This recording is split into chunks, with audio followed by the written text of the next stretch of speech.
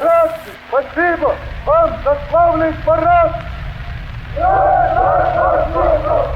Спасибо, брат, вам за отличное учение!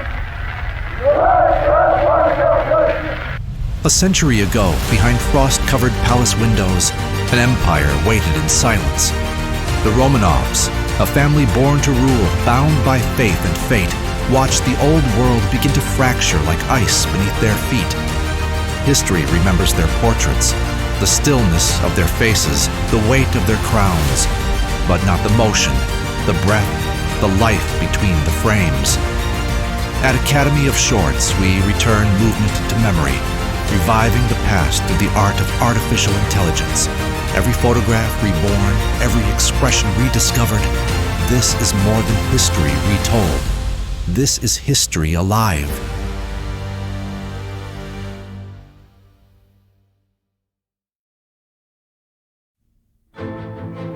Tsar Nicholas II, born to rule an empire of snow and gold. He inherited more than a crown. He inherited a world already trembling beneath its own weight.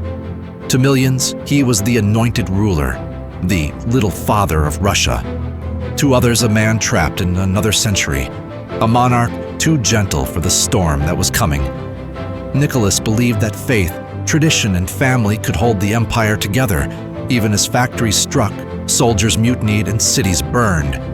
He prayed for peace while sending men to die, clinging to hope as whispers of revolt echoed through the palaces of St. Petersburg.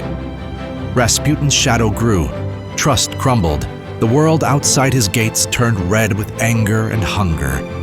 By the winter of 1917, the divine right of kings met the reality of revolution. And in the quiet that followed, the last Tsar of Russia stood alone, a man who loved his country but could not save it.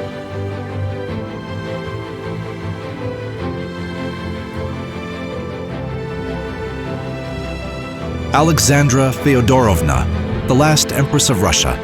Born a princess of Hesse, she left behind a quiet European court for the vast and restless empire of the Tsars. To the world, she was proud, foreign, untouchable. To her husband, she was faith itself, the one soul who believed his crown was blessed by God. Within palace walls, she built a sanctuary of prayer and devotion, convinced that love and faith could hold back the gathering storm. The people who once bowed now cursed her name.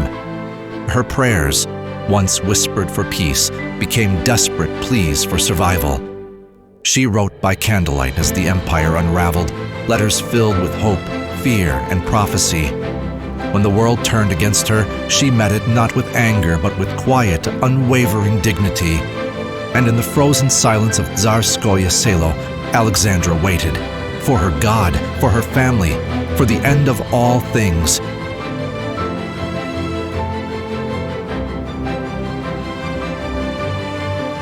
Olga Nikolaevna Romanova, the eldest daughter of the last Tsar.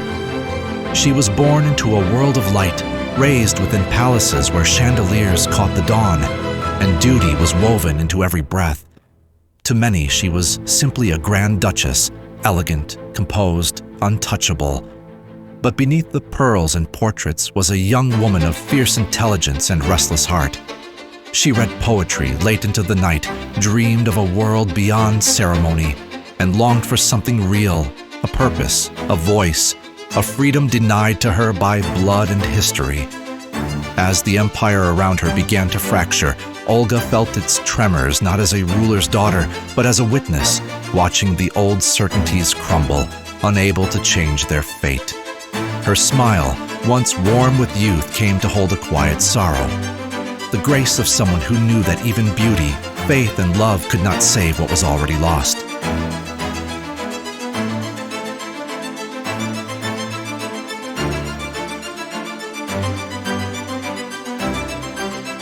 Tatiana Nikolaevna Romanova, the second daughter of the last Tsar, and perhaps the most disciplined of them all. Where her sisters dreamed, Tatiana organized. Where others hesitated, she led with quiet certainty. They called her the governess of the family, graceful, composed, and impossibly precise. Yet beneath the elegance lay a restless soul, a young woman torn between duty and compassion, between the golden cage of court life and the suffering beyond its gates. She longed to serve, to heal, to be of purpose in a world unraveling around her. As Russia trembled, Tatiana's calm became her armor. Her letters spoke of faith, of hope, of a love for her country that would not fade, even as the empire itself turned to dust. In the end, she faced her fate as she had lived her life, with dignity, courage, and an unspoken grace that history still remembers.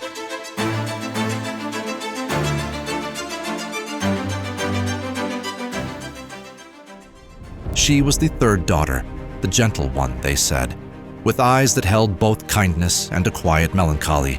Maria Nikolaevna carried light wherever she went. In the gilded rooms of Tsarskoye Selo, she was laughter, soft, unguarded, pure.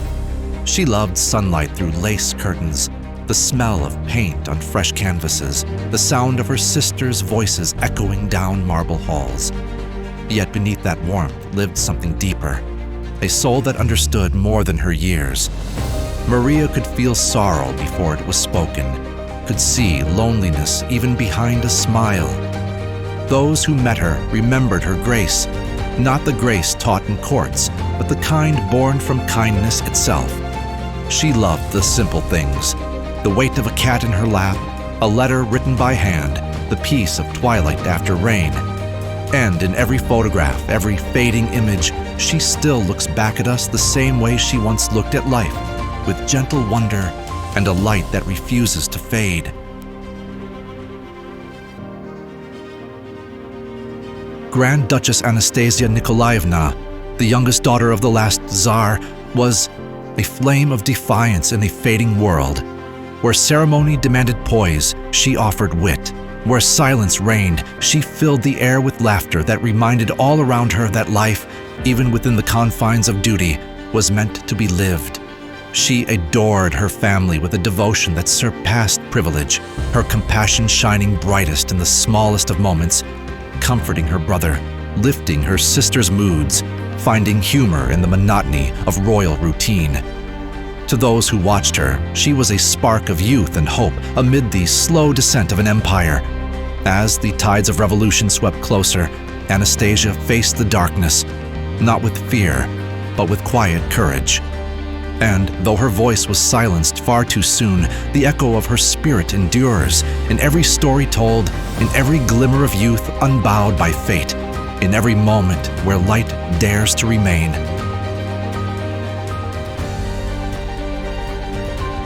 Alexei Nikolaevich Romanov, the last son of the last Tsar, born into splendor, yet destined to know the frailty of life more than any prince should. From his first breath, his path was bound to both light and shadow. A childhood wrapped in love, laughter, and the watchful silence of worry. Those who knew him spoke of his spirit, how he turned pain into courage and fragility into quiet strength. In him, the Romanov line was not just royal blood, but the spark of a family's devotion. His sisters adored him, his parents cherished him, and within his fragile frame beat the unyielding heart of a son who wanted only to live freely. As the empire around him trembled, Alexei remained untouched by bitterness, his gaze still filled with wonder, his smile with grace. And though time has claimed his story, the memory of Alexei Nikolaevich endures, not in crowns or titles, but in the quiet courage of a boy who never lost his light.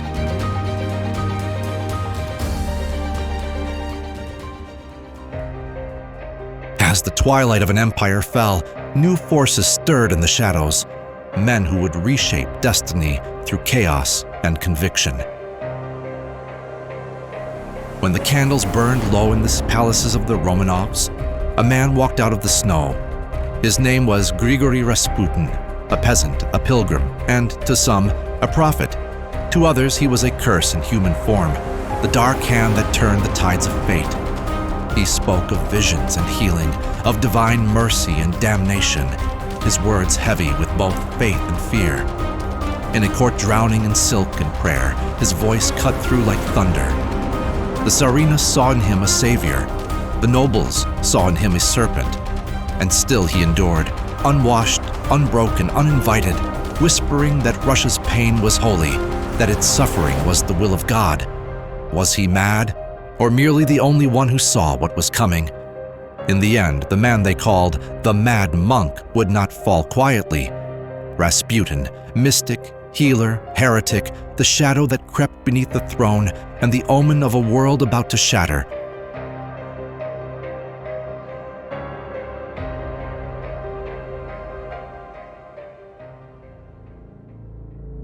When faith gave way to fury, one man sought to bring logic to chaos. His name was Leon Trotsky, the intellect of the revolution, a strategist with a poet's tongue and a soldier's precision. To him, the storm that consumed Russia was not madness, but destiny.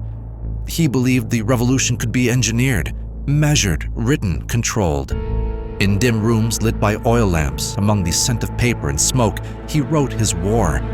Lines of ink that would soon become orders, theories that would soon become blood. His mind was a weapon sharper than any blade. His words moved armies. Yet behind his steel conviction lingered the shadow of isolation, the awareness that no idea, no matter how pure, can escape the corruption of power. He rose on conviction and fell on principle, betrayed by the very revolution he gave language to. Trotsky, writer, commander, exile, the man who dreamed of guiding history until history turned and struck him down.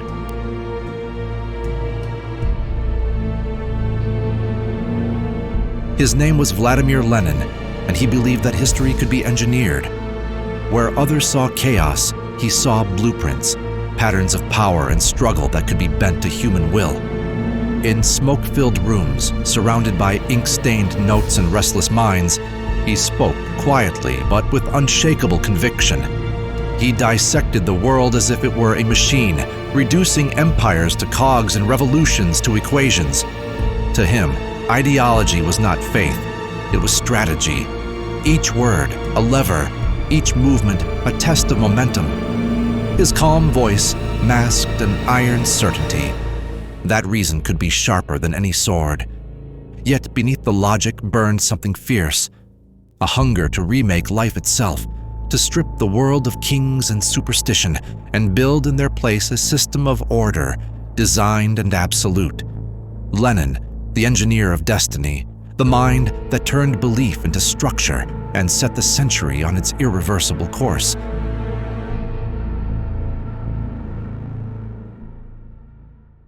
It began in splendor, a family bound by faith and crowned by destiny. For a moment, the empire seemed eternal. Laughter filled the gardens and the weight of the crown felt lighter in the sun. But walls remember what history forgets. And one summer night, faith met its silence. Down these steps an empire fell, not with fire, but with a whisper. And from the silence rose another power, forged in iron, fed by fear. Their world ended, but history had only begun. Thank you for watching. Tell us what you'd like to see next.